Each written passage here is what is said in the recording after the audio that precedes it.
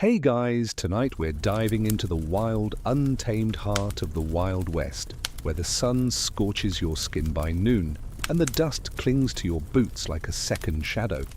Picture yourself dropped into a rickety frontier town, circa 1880, with nothing but your modern wits and a whole lot of optimism. Spoiler alert, you probably won't survive this. The air smells of horse sweat and gunpowder, and every creak of a saloon door could mean trouble. This isn't the romanticized cowboy flick you're used to. It's a gritty, sweaty, and downright dangerous place where one wrong step lands you in a pine box. So before you get comfortable, take a moment to like the video and subscribe, but only if you genuinely enjoy what I do here. Drop a comment with your location and local time. I love hearing where you're tuning in from. Now, dim the lights, maybe turn on a fan for that soft background hum, and let's ease into tonight's journey together. You wake at dawn, not to your phone's gentle alarm, but to the jarring clang of a blacksmith's hammer and the distant bellow of cattle. Your bed? A lumpy straw mattress in a boarding house that smells faintly of mildew and despair. The room's walls are paper thin, letting in every sound from the street below, drunken shouts, the clatter of wagon wheels, and the occasional gunshot that makes your heart skip. You're already sweating through your modern t-shirt, which, by the way, marks you as an outsider. The Wild West doesn't care about your comfort. Mornings here are a test of endurance, and you're failing before you've even stepped outside. Step onto the warped wooden floor and a splinter jabs your bare foot. First lesson, shoes stay on. You fumble for your boots, only to find them stiff with yesterday's mud. The air is dry, your throat parched, and there's no coffee maker in sight. A tin cup of lukewarm water sits on a rickety table, but it's cloudy with who knows what. Historians note that dysentery was a leading killer in the 1880s, claiming countless lives due to poor sanitation. You eye the water suspiciously, already sensing the invisible threats lurking in this world. Outside, the town is waking up, and it's not friendly. The main street is a churned-up mess of dirt and manure, and you dodge a speeding horse that nearly tramples you. A grizzled man spits tobacco at your feet, sizing you up like you're fresh meat. Here's a quirky tidbit. Some frontier towns had spitting fines to curb the habit, but enforcement was spotty, so you're wading through a minefield of brown globs. You're hungry, tired, and already out of your depth, but the day's just begun. Historians still argue whether frontier towns were as lawless as Hollywood claims, or if community codes kept some order. Either way, you're not feeling the neighborly vibe. Every glance feels like a challenge, every shadow a potential threat. You spot a general store and consider bartering for breakfast, but your wallet's useless here. No credit cards, no Venmo.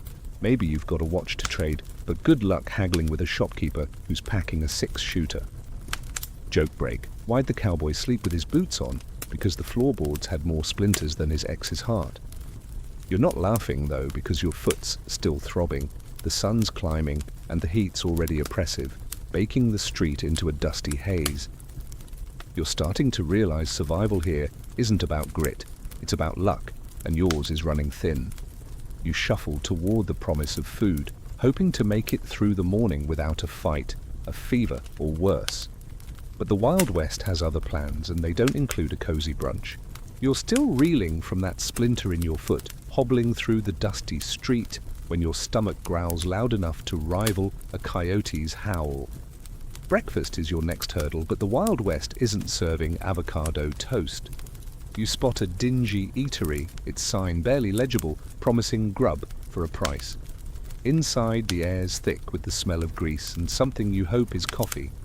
A surly cook slaps a tin plate in front of you, a sad scoop of beans, a biscuit hard as a rock, and a strip of bacon that looks like it fought back. You're starving, but this meal feels like a dare. Food scarcity was a harsh reality in the 1880s. Frontier towns often relied on sporadic supply wagons, and drought or bandit raids could leave shelves bare. You take a cautious bite and the biscuit nearly cracks a tooth. Here's a quirky tidbit. Some settlers ate prairie oysters, yep, animal testicles, when meat was scarce. Though nobody's offering you that delicacy today, small mercies. You choke down the beans, which taste like they've been stewed with regret. The coffee's more mud than beverage, gritty enough to make you miss your overpriced latte. You're tempted to complain, but the cook's got a knife the size of your forearm, so you smile weakly and keep eating. Historians still argue whether frontier diets were barely sufficient or outright deadly, with malnutrition stalking even the well-fed. Your plate's proof of the former. There's not enough here to fuel a morning's work, let alone a day's survival. You glance around the eatery, where rough-looking cowhands and miners shovel food with grim determination. One guy's missing a finger, another's got a scar across his cheek, and you're starting to feel like the odd one out with all your teeth intact. You try to pay with a coin you found in your pocket, but the cook squints at it like it's cursed. Barter's king here, and your modern trinkets aren't cutting it.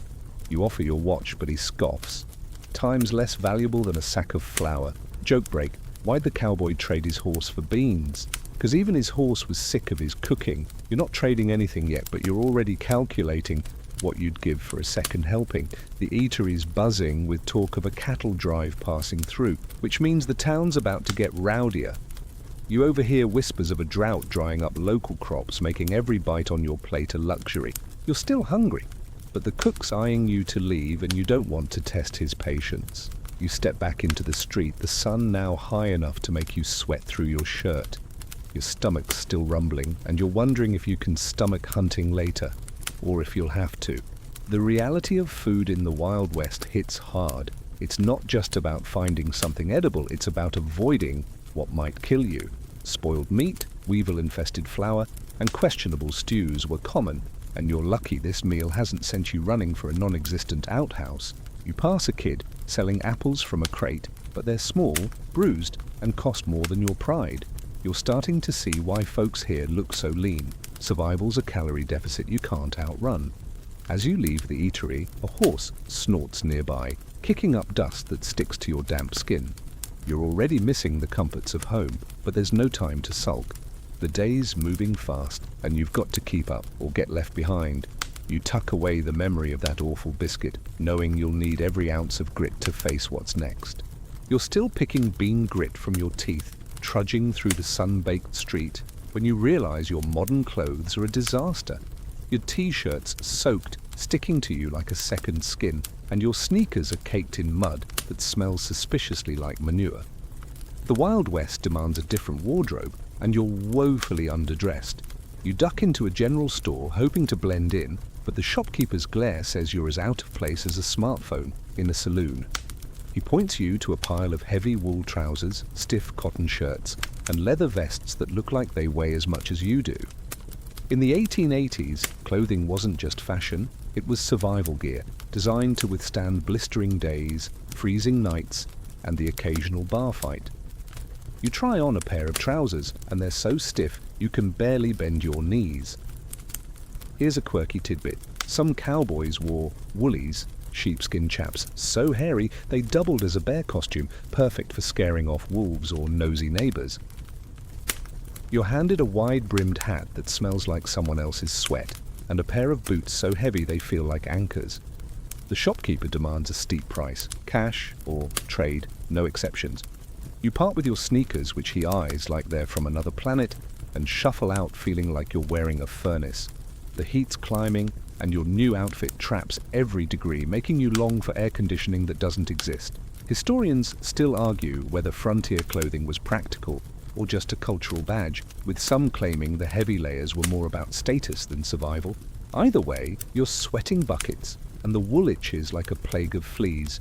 You catch your reflection in a shop window. Yep, you look like a city slicker playing cowboy, and the locals notice. A grizzled prospector chuckles, muttering about greenhorns, and you force a smile, hoping he's not packing a grudge with his pistol. Joke break. Why'd the cowboy's hat never fit? Because his ego kept stretching it out. Your hat's slipping too, sliding over your eyes as you dodge a passing wagon. The street's a chaotic blur of horses, carts, and pedestrians, and your heavy clothes make every step a chore. The boots pinch your toes, and the vest feels like it's cooking you alive. You're starting to understand why everyone here moves so slowly. Half their energy's spent fighting their wardrobe. Then there's the dust. It's everywhere, coating your face, sneaking into your mouth, and turning your new shirt a shade of gritty brown. You try to brush it off, but it's like the dust has a personal vendetta. Women in long skirts glide past, their faces veiled against the grime, and you envy their shade, but not the layers of petticoats they're hauling. You're barely an hour into this outfit, and you're dreaming of a shower, but the best you'll get is a splash from a horse trough, if you're desperate. The clothes aren't just uncomfortable, they're a liability. A loose sleeve could catch on a fence, a heavy coat could slow you in a fight, and those boots? One wrong step on a rocky trail, and you're hobbling for days. You pass a tailor's shop advertising bulletproof vests, just thick cotton stuffed with paper, a scam that might have fooled someone desperate.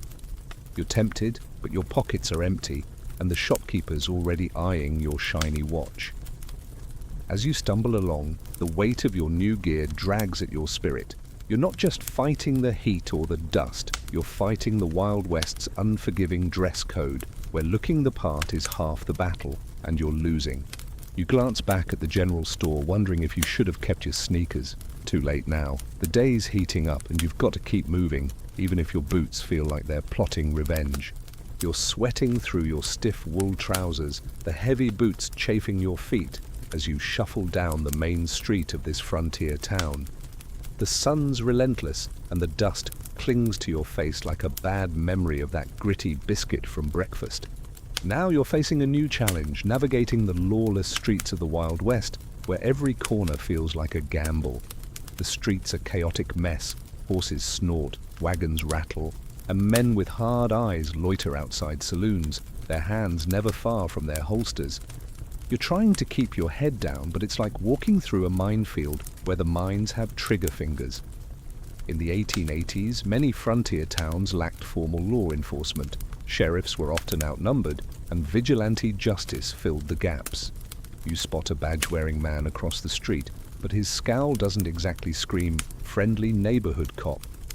Here's a quirky tidbit. Some towns elected their sheriffs based on who could outdrink the competition, leaving you wondering if the guy with the badge is hungover or just mean. You sidestep a drunk stumbling out of a saloon, his slurred curse barely missing you. The air's thick with tension, and you're starting to realize that survival here isn't just about dodging bullets, it's about reading the room, or in this case, the street. Historians still argue whether these towns were anarchic free-for-alls or loosely governed by unwritten codes, but right now it feels like chaos with a side of whiskey. You pass a group of cowboys leaning against a hitching post, their laughter stopping as they size you up. Your city slicker vibe, despite the new outfit, makes you a target, and you're painfully aware of the revolver you don't have. One wrong glance could spark a fight, and you're not exactly trained in quick-draw dueling. Joke break. Why'd the cowboy always lose at poker? Because he kept betting his horse on a bluff. You're not betting anything, but you're definitely bluffing confidence as you keep walking. A shout erupts behind you, and you flinch, heart racing. It's just a merchant haggling, but the sound's enough to remind you how jumpy this place makes you. You notice wanted posters plastered on a wall, their faded sketches promising rewards for outlaws dead or alive.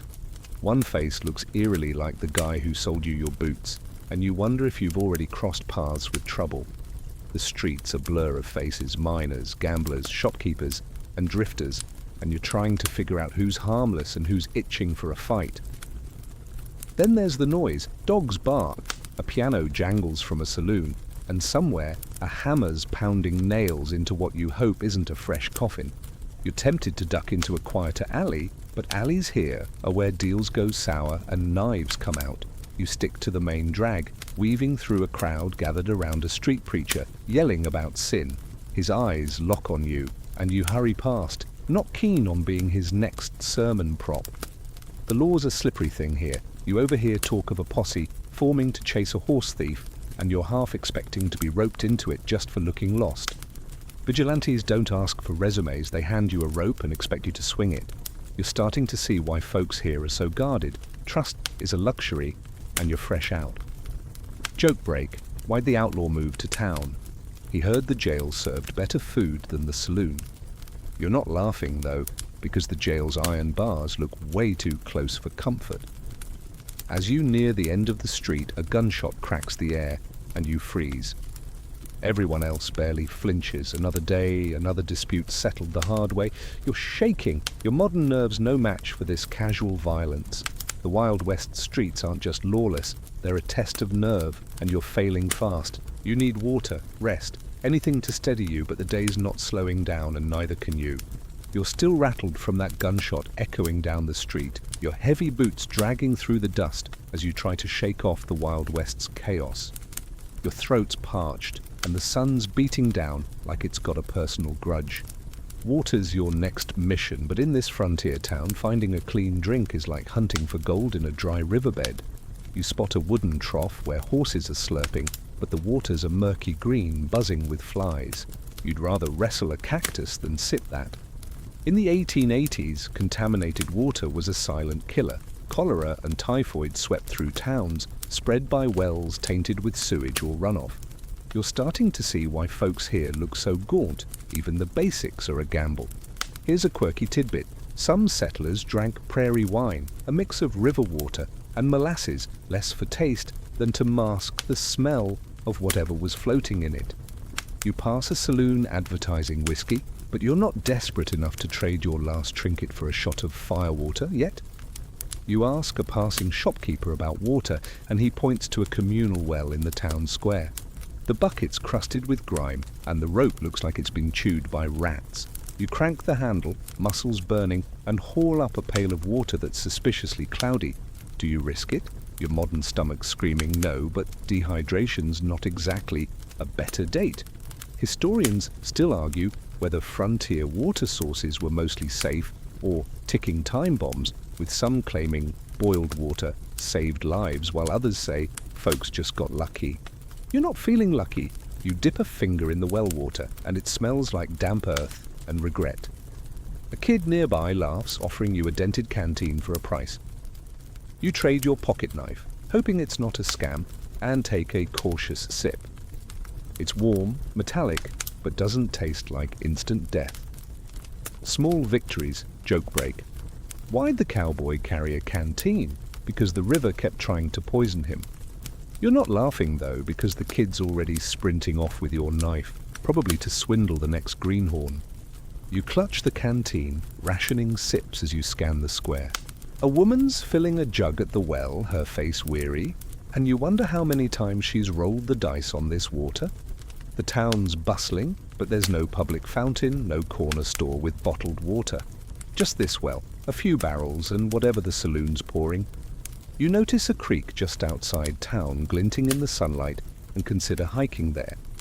But then you remember the horses upstream, not to mention the miners panning for gold, dumping who knows what into the flow.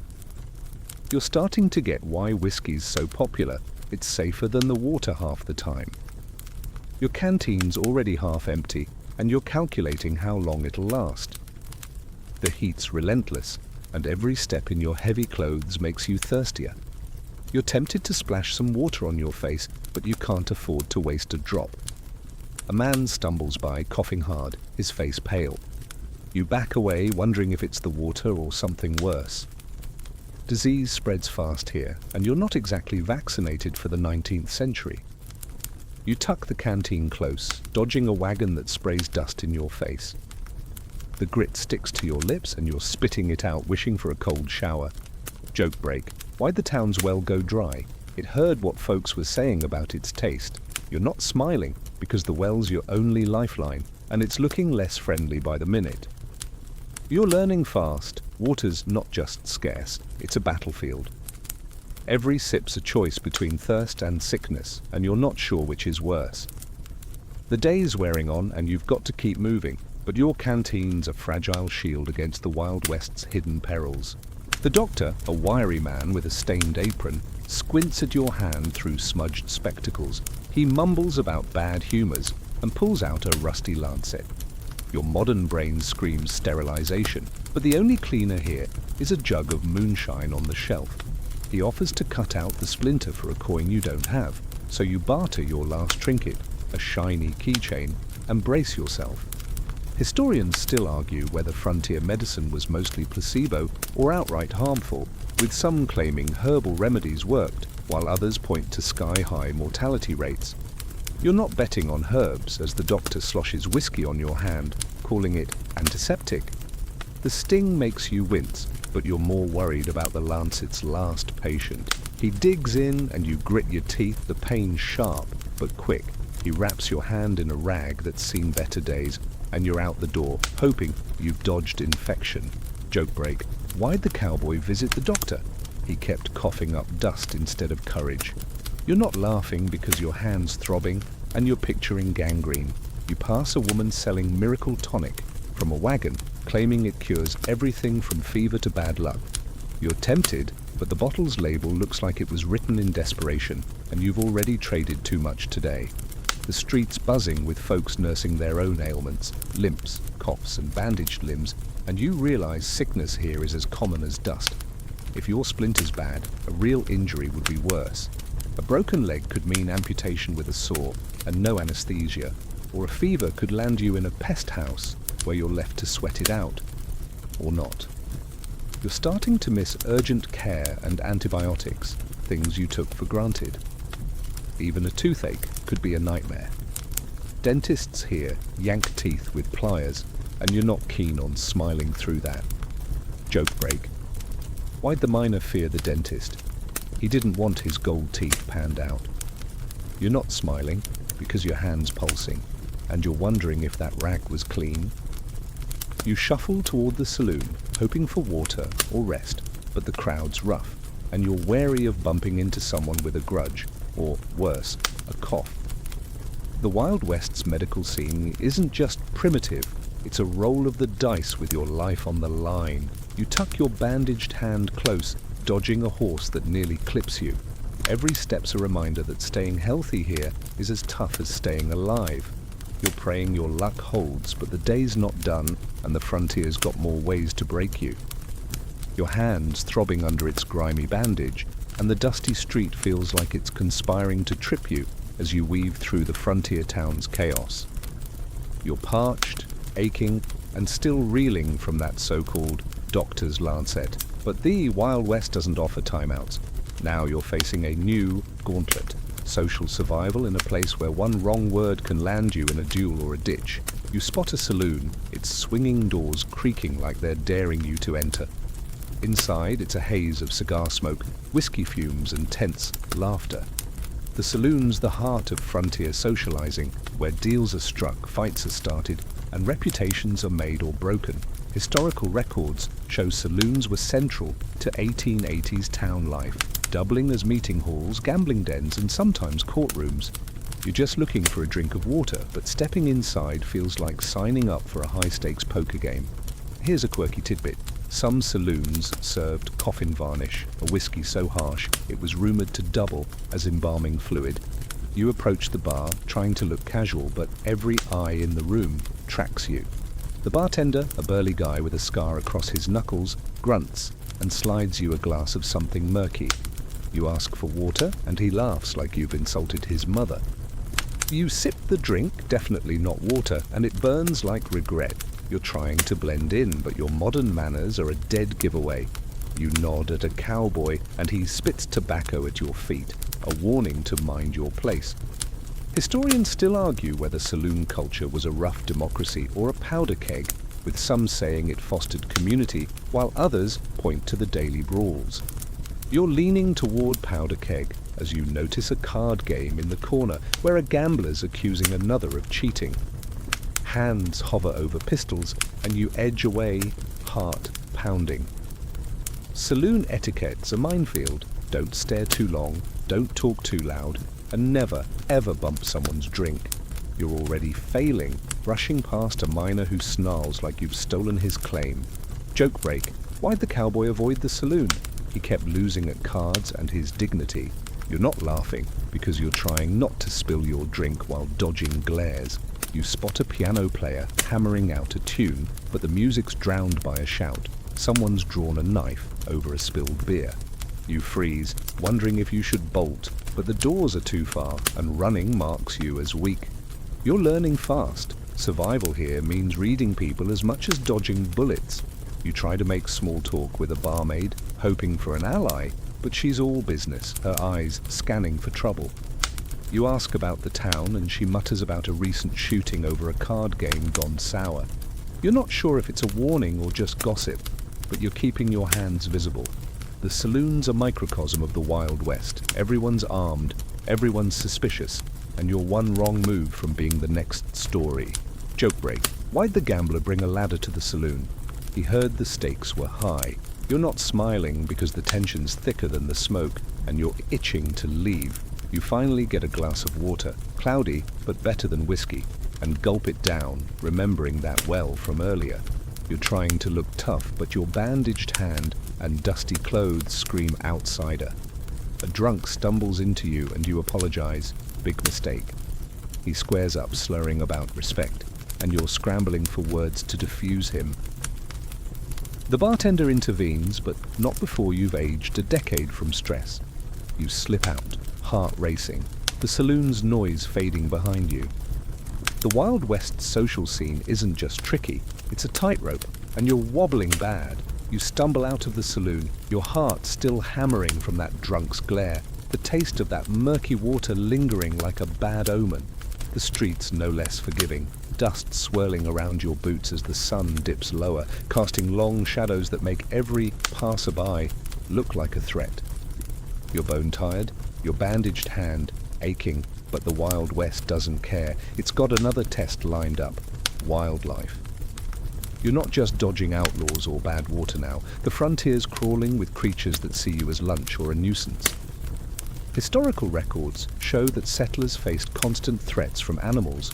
Rattlesnakes, mountain lions, and wolves weren't just campfire stories, but real dangers that claimed lives. You're walking toward the town's edge, hoping for a breather, when a low hiss stops you cold. A rattlesnake's coiled in the dirt, its rattle buzzing like a warning shot. Here's a quirky tidbit. Some cowboys carried snakebite kits with dubious cures like gunpowder or raw eggs, believing they'd neutralize venom. Spoiler, they didn't. You back away slowly, heart in your throat, wishing you had a stick, a gun, or just a clue. The snake slithers off, but you're shaking, realizing the open plains beyond town are a zoo of hazards. You've heard stories of grizzly bears mauling prospectors and coyotes stealing from camps.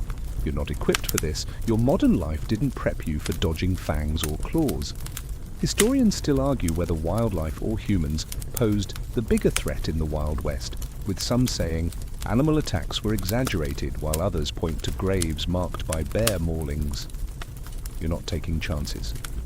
You stick to the path, but every rustle in the brush makes you jump. A shadow moves in the distance. A coyote, maybe, or your imagination playing tricks. You're clutching your canteen like it's a shield, but it's not going to help if a mountain lion decides you're on the menu. Joke break. Why'd the cowboy fear snakes? They kept trying to borrow his boots. You're not laughing because the ground's alive with things that slither, and your heavy boots feel like targets. You pass a trapper selling pelts, wolf, bear, even a rattlesnake skin, and he offers you a lucky rabbit's foot for a price. You're tempted, but your pockets are empty, and luck's been dodging you all day. He warns you about traveling at dusk. That's when the predators prowl, and you're not exactly blending into the scenery with your city slicker stumble. You keep moving, eyes scanning the scrubby landscape. A hawk circles overhead, and you wonder if it's eyeing you or something smaller. The air's cooling, but that just means nocturnal hunters are waking up. You remember that saloon talk about a rancher losing cattle to wolves, and you're starting to see why folks here sleep with one eye open. Your bandaged hand's a liability. If you have to climb a tree or swing a stick, you're in trouble. Joke break. Why'd the bear avoid the town? Too many drunks tried to wrestle it.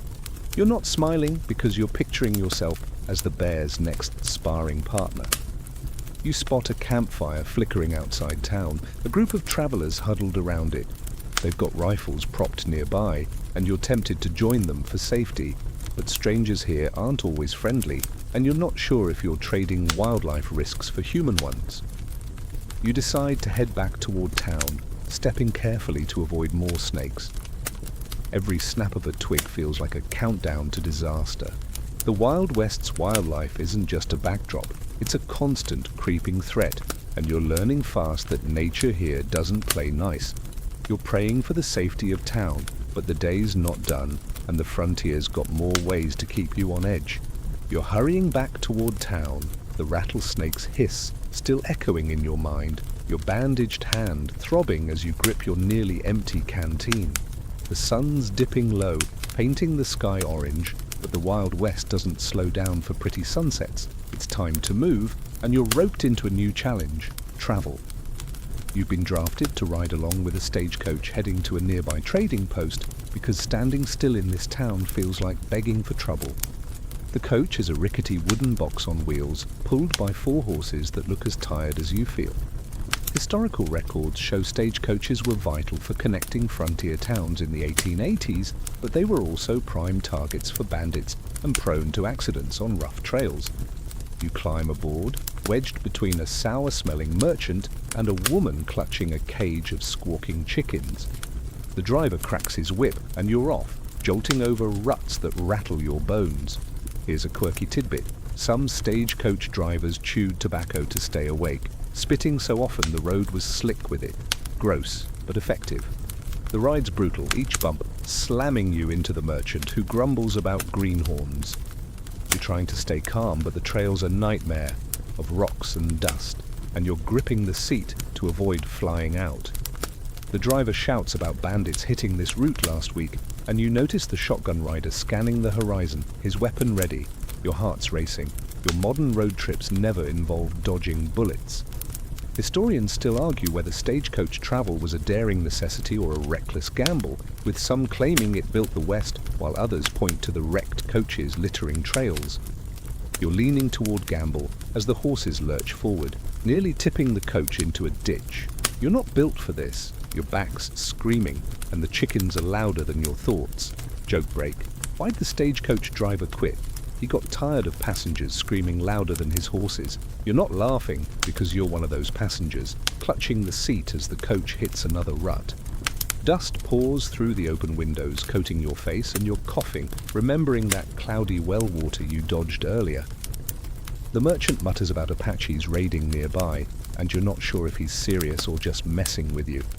Either way, you're scanning the scrubby hills for movement, your bandaged hand useless if you need to defend yourself.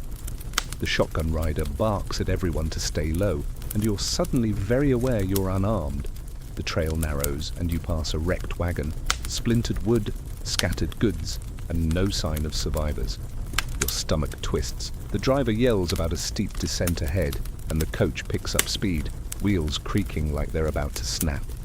You're bracing for impact, wondering if you'll survive the ride, let alone bandits. The woman with the chickens prays under her breath, and you're tempted to join her. Joke break. Why'd the stagecoach lose a wheel? It heard the saloon was serving free drinks. You're not smiling because the coach feels one jolt away from breaking apart. The trail's a blur of rocks and sagebrush, and every shadow looks like an ambush waiting to happen. You're halfway to the trading post when a distant crack, gunshot, or branch makes everyone freeze.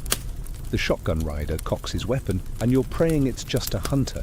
The moment passes, but your nerves are shot. Travel here isn't just uncomfortable, it's a roll of the dice with your life as the stake. You're starting to miss the ranch's manure piles, at least they didn't move this fast. The coach finally slows as the trading post comes into view, but you're not relaxed. You're bruised, dusty, and wondering how anyone survives these trips. The Wild West's roads are a test of endurance, and you're barely passing. You're still rattled from the bone-jarring stagecoach ride, your body bruised and your bandaged hand aching as you stumble out at the trading post. The sun's sinking fast, painting the sky a bruised purple, and you're desperate for a place to rest. The Wild West, though, doesn't do cozy hotels. Shelter here is as flimsy as your luck. You're directed to a boarding house nearby, a sagging wooden shack that looks like it's one storm away from collapse. Historical records show frontier housing in the 1880s was often makeshift, with settlers cramming into shoddily built cabins or tents, vulnerable to weather and intruders. You step inside and the air's damp, smelling of mold and old straw. Your room is a corner with a lumpy mattress on the floor, shared with 3 snoring strangers. You're missing your memory foam pillow already. Here's a quirky tidbit. Some settlers stuffed their mattresses with corn husks which rustled so loud they doubled as an alarm for prowlers. You lie down, and the straw pokes through the thin ticking, jabbing your back like it's personal. The walls are thin as paper, letting in every gust of wind and the distant howl of something, coyote or drunk, you're not sure. You're exhausted from the day's gauntlet. Bad food, bad water, worse travel, but sleep feels like a gamble. The roof creaks and you're wondering if it'll hold if a storm hits. A crack in the wall lets in a chilly draft and you pull your heavy coat tighter, cursing the itchy wool you traded your sneakers for. Historians still argue whether frontier shelters were ingenious or just desperate, with some praising settlers' resourcefulness while others highlight the constant threat of collapse or fire. You're voting desperate as you spot a rat scuttle across the floor. You flinch, remembering that rattlesnake from earlier, and check your boots for uninvited guests. The other boarders, a grizzled miner, a quiet woman, and a kid who smells like he bathed in whiskey, aren't exactly chatty, but their presence makes you uneasy. Anyone could be a thief, or worse, and your meager belongings feel like a neon sign. Joke break. Why'd the cowboys sleep by the door? Easier to run from the roof's collapse. You're not laughing because the ceiling's groaning like it agrees. You try to settle, but the mattress is a torture device, and the wind's whistling through the cracks like it's auditioning for a ghost story. You're tempted to light a candle, but the shack's so dry it'd go up like kindling. Fire was a real terror in these towns. Whole settlements burned down from a single spark. You're not risking it, especially with no fire department in sight. Outside, you hear hooves and a shout, maybe a late-night rider, maybe trouble. You're too tired to check, but you can't relax either. The kid in the corner mutters in his sleep, something about claim jumpers, and you're wondering if you should have stayed on the stagecoach. At least it was moving, the miners snoring like a freight train, and you're counting the cracks in the ceiling to stay calm. Joke break. Why'd the boarding house stay empty? Even the rats checked out for better digs. You're not smiling because you're stuck here, and the night's only getting colder. You wrap your coat around you trying to block the draft, but it's like wrapping yourself in sandpaper. You're starting to see why folks here look so worn. Shelter's not a refuge, it's just another fight to survive. Your hands still throbbing, and you're praying that Doctor's rag didn't hide any surprises. The Wild West's idea of home is a cruel joke, and you're the punchline. You close your eyes, hoping for a few hours' rest, but every creak and howl keeps you on edge. The night's young, and the frontier's not done testing you. You're shivering in the drafty boarding house, the lumpy mattress jabbing your ribs as the miners' snores rattle your nerves. The night's cold, and the Wild West's not letting you catch a break. You're starving again. That sad biscuit and stale bread from the ranch are long gone, and your stomach's growling louder than the coyotes outside. Finding food now means foraging or hunting, but you're no frontiersman, and the thought of scrounging in the dark feels like a one-way ticket to disaster. Historical records show that many settlers in the 1880s relied on hunting game or gathering wild plants, but starvation was common when skills or luck ran dry. You're eyeing the open plains beyond the shack, wondering if you can find something edible, but the risks are stacking up fast. Here's a quirky tidbit. Some settlers ate prairie turnips, a root so bitter it was nicknamed starvation food, for good reason. You slip out of the boarding house, canteen in hand, hoping to find a berry bush or maybe a rabbit you can, chase down with your bandaged hand? The moonlight's faint, casting eerie shadows, and every rustle makes you think of that rattlesnake from earlier. You're no hunter. Your closest experience is picking out groceries, and there's no supermarket here. You spot some green plants near a creek, but your modern brain's screaming poison. One wrong bite could mean cramps or worse, a one-way trip to the undertaker. Historians still argue whether foraging was a reliable food source or a desperate last resort, with some claiming native knowledge saved lives while others point to deaths from toxic plants. You're leaning toward desperate as you poke at a berry that looks like it's mocking you. You decide to skip it, remembering stories of settlers mistaking hemlock for wild carrots. Hunting's no better. You've got no gun, no trap, and the only thing you're catching is a chill. A distant howl reminds you wolves are out there, and you're not keen on becoming their midnight snack. Joke break. Why'd the cowboy go foraging? He thought berries were easier than bar fights. You're not laughing because you're hungry enough to consider eating your boot leather. You trudge back toward town, hoping to scavenge something from a saloon's scraps, but the streets are quiet now, save for a drunk singing off-key. You pass a butcher's shop, shuttered tight, and your mouth waters at the thought of meat. Bartering's out. You've traded away your knife, your sneakers, even your keychain. You're down to your coat, and it's too cold to part with that. You spot a small garden behind a house, its fence low enough to hop. Tempting, but stealing here means a noose or a bullet, and you're not that hungry, yet. You keep moving, stomach rumbling, and find a discarded apple core in the dirt. It's bruised, half-eaten, and probably a bad idea, but you're considering it. The Wild West's food game is brutal. Every meal's a risk, and you're losing. Joke break. Why'd the settler eat weeds? He heard they were locally sourced. You're not smiling, because you're one step from trying it yourself. You head back to the boarding house, defeated, your canteen's last drops barely wetting your lips, the miner's still snoring, and you're too wired to sleep. You're starting to see why folks here are so lean. Hunger's a constant shadow, and foraging's a skill you don't have. That stagecoach ride feels like a lifetime ago, but its bruises remind you you're still in this fight. The Wild West's not just testing your stomach, it's testing your will, and you're running on fumes. You curl up on the mattress, praying dawn brings something edible, but the night's long, and the frontier's not done chewing you up. You're curled up on that miserable straw mattress, hunger gnawing at your gut like a persistent predator. The boarding house's creaks and howls keeping sleep at bay. The cold seeps through your coat and your bandaged hand pulses with every heartbeat. Dawn's still hours away, but the Wild West doesn't wait for sunrise to throw another punch. You're about to face its brutal sense of justice, and it's not the courtroom drama you're used to. A commotion outside jerks you upright, shouts, hoofbeats, and a crowd gathering in the town square. You stumble out, rubbing your eyes, and see a grim scene.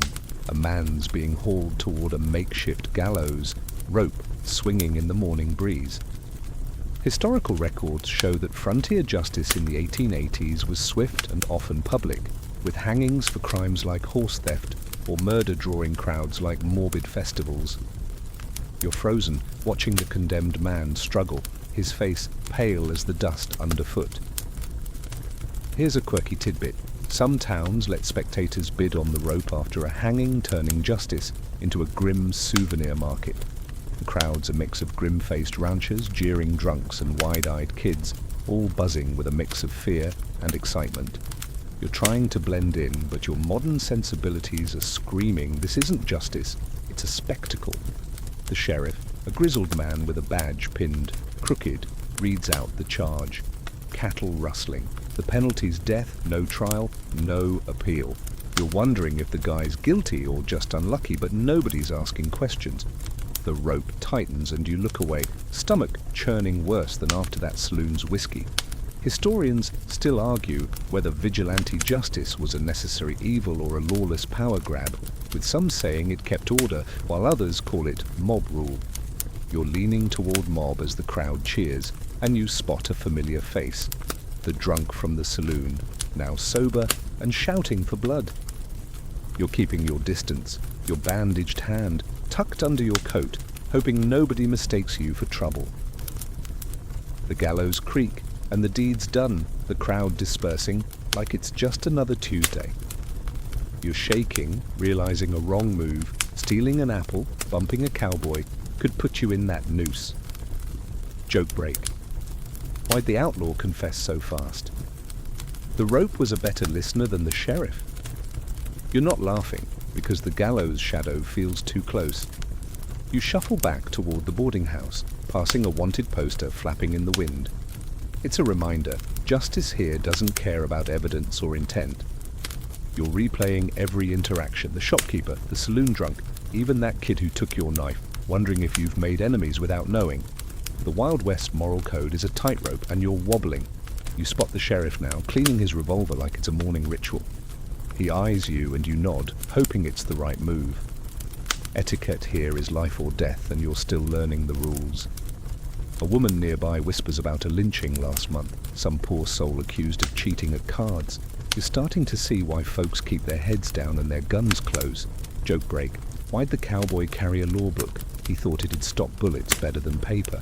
You're not smiling because you've got nothing to shield you from this brutal system. The square's emptying, but the gallows stands, a stark warning against stepping out of line. You're hungry, tired, and now terrified of crossing some unwritten law. The Wild West's justice isn't just harsh, it's a trap, and you're one mistake from springing it. You head back to the boarding house, praying you can lie low until dawn, but the day's not done, and the frontier's got more ways to judge you. You're back in the boarding house, the gallows' grim shadow still burned into your mind, your bandaged hand throbbing as you huddle on the lumpy mattress. The night's settled in, thick and heavy, the kind of dark that swallows everything but your nerves. The Wild West doesn't let you rest easy. Its dangers don't sleep, and neither can you. The shack's walls creak under the wind's assault, and every sound outside, a twig snap, a distant howl, sends your heart racing. You're not just fighting hunger or exhaustion now. You're up against the unseen threats of the frontier night. Historical records show that nighttime in the 1880s was prime for trouble. Rustlers, bandits, and predators prowled when the sun went down, and settlers earned to sleep with one eye open. You're clutching your coat, wishing for a lock on the door that doesn't exist. Here's a quirky tidbit. Some cowboys tied bells to their horses at night, hoping the jingle would scare off thieves or wolves, though it often just annoyed the horses. You're listening hard, catching the faint crackle of a campfire outside, where a few travelers are huddled. Their firelight flickers through the wall's cracks, tempting you to join them, but you remember the saloon's tense stares and that gallows rope. Strangers at night aren't your friends. A wolf's howl cuts through the air, closer than you'd like, and you're reminded of that rattlesnake from earlier. The plains are alive, and you're not top of the food chain. Historians still argue whether nighttime fears were overblown or justified, with some saying community watches kept towns safe, while others point to massacred campsites. You're voting justified as you hear boots crunch outside, slow and deliberate. Friend or foe, you don't know, and your bandaged hand's useless if it's the latter. You're tempted to peek through the crack in the wall, but that feels like inviting trouble. The miner in the corner's still snoring, oblivious, and you envy his calm. You're wide awake, every creak sounding like a bandit picking the non-existent lock. Joke break. Why'd the cowboy sleep by the fire? He thought wolves preferred well-done meat. You're not laughing, because the howl's echoing again, and you're wondering if wolves can smell your fear. You shift on the mattress, straw jabbing your side, and try to focus on the firelight's faint glow. It's a small comfort, but it reminds you of the ranch's stables, hard work, but at least they were lit. Here, the dark's a blanket of dread, hiding rustlers who'd steal your boots or worse. You're replaying that stagecoach ride, wondering if bandits are tracking you now, waiting for the fire to die. The wind picks up, rattling the shack's loose boards, and you're praying it holds together. A storm could turn this place into kindling, and you've got no shelter but this.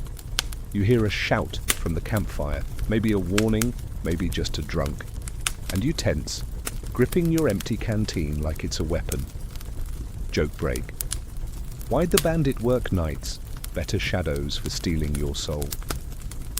You're not smiling, because the shadows are everywhere, and you're feeling more alone than ever. The kid in the corner mumbles in his sleep something about gold, and you're hoping he's not a target, or you by association. You're starting to see why folks here are so paranoid. Night's not a reprieve, it's a gauntlet. Every sound's a threat, every shadow a trap. You're missing your locked apartment, your phone's flashlight, anything to push back the dark. The Wild West's night is a test of nerve, and you're failing, curled up in a shack that feels like a coffin. You're praying for dawn, but the hours crawl, and the frontier's got one last lesson to teach you before the sun rises. The night's been a long, restless battle, with the boarding house's creaks and the distant howls keeping you on edge, your bandaged hands stiff, and your stomach still growling from that failed foraging attempt. Dawn's finally creeping over the horizon, painting the sky a soft pink through the shack's cracked walls. You've made it through 24 hours in the Wild West, but you're battered, hungry, and wondering if you've got the grit to face another day. The town's waking up, horses snort, a rooster crows, and the air carries the faint clang of the blacksmith's hammer, just like when you started. You're sitting on that miserable straw mattress, reflecting on the gauntlet you've run. Bad food, worse water, brutal work, and a justice system that's more noose than fairness. Historical records show that surviving a single day in the 1880s frontier was a feat. Disease, violence, and accidents culled the weak, with life expectancy barely hitting 40. You're feeling every one of those odds stacked against you. Here's a quirky tidbit. Some settlers kept lucky charms like a bullet pulled from a wound, believing it warded off worse fate. You're wishing for any kind of luck as you lace up your heavy boots, still sore from yesterday's blisters. The gallows in the square looms in your memory, a reminder of how fast things can go wrong. You're wondering if you'd dare stay another day. Could you handle another stagecoach ride, another night dodging wolves and bandits? Historians still argue whether the Wild West's dangers were exaggerated by dime novels or understated, with some saying the frontier built resilience while others call it a meat grinder. You're leaning toward grinder, your body aching like it's been through one. You step outside, the morning air sharp, but cleaner than the boarding house's musty stink. The town's buzzing already, with ranchers herding cattle and shopkeepers sweeping dust from their stoops. You're still an outsider, your bandaged hand and dusty coat marking you as a greenhorn, but you're alive. That's something. You pass the saloon, its doors quiet now, and remember the tense stares, the drunk who nearly started a fight. You're not going back in there, not yet. Joke break. Why'd the cowboy leave town? He was tired of dodging bullets and bad coffee. You're not laughing, but you're starting to understand the urge to run. Your canteen's empty, and the well's cloudy water is your only option. You're weighing the risk, remembering that doctor's rusty lancet and the diseases lurking in every sip. The Wild West's taught you survival's not about courage. It's about outlasting the odds, one shaky step at a time. You're not sure you've got it in you, but the fact you're still standing feels like a small victory. Joke break. Why'd the settler keep going? He was too stubborn to let the desert win. You're not smiling, but you're nodding, feeling a flicker of that stubbornness yourself. As the sun climbs, warming your face, you take a slow breath, letting the tension ease. The town's alive with noise, horses, voices, the clink of coins, but it's softer now, like the world's exhaling with you. You're safe for this moment, the gallows empty, the wolves silent. The plains stretch out, vast and unforgiving, but they're beautiful too in a harsh, untamed way. You're not a cowboy, not a survivor, not yet, but you've made it through a day, and that's enough. Your eyelids grow heavy, the morning's warmth wrapping you like a blanket. The Wild West fades, its dust settling, its dangers blurring into the distance. You're drifting now, the town's hum, a gentle lullaby, pulling you toward sleep.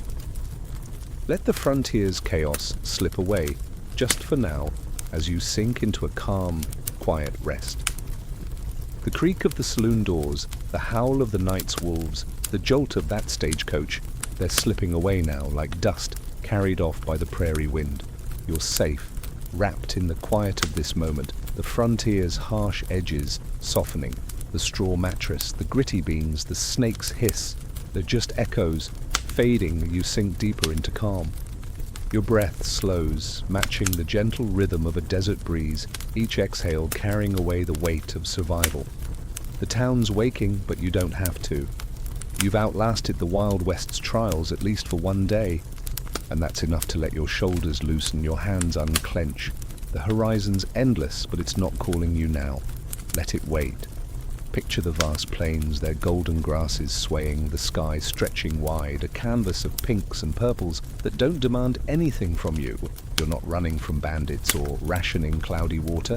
You're just here, resting, the world's sharpness dulled by the promise of sleep. The boarding house's creaks are gone, replaced by a soft hum, like a fan spinning slow in a darkened room. You're drifting, weightless. The frontier's danger's no match for this quiet tide, pulling you under. Let your eyes close, let the day dissolve, and sink into the genie, into the gentle embrace of rest. The Wild West can't touch you here, not tonight. Sleep now, safe and still, wrapped in the whisper of a world left behind.